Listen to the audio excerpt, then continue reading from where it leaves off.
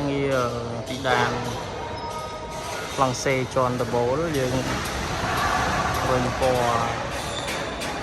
ពីដានខ្មៅរួចព្រម100%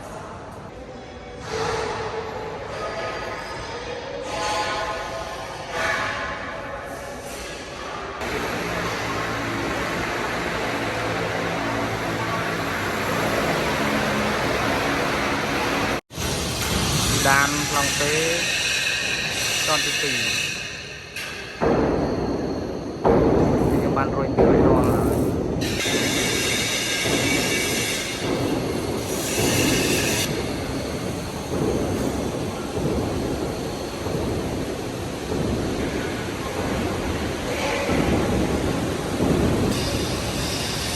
ផ្នែកខាងក្រោយអាគារ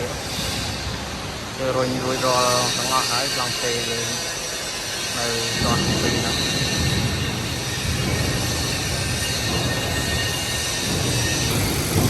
ការងារបាតប្លង់សេជន់ទី2យើងរុញពណ៌ខ្មៅវាបានរុញរួចរាល់100%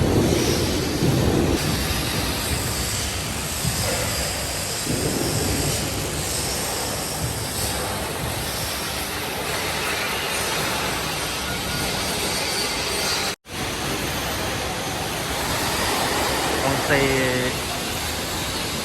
ជន់ទី1យើងរុញពីដានស្អាត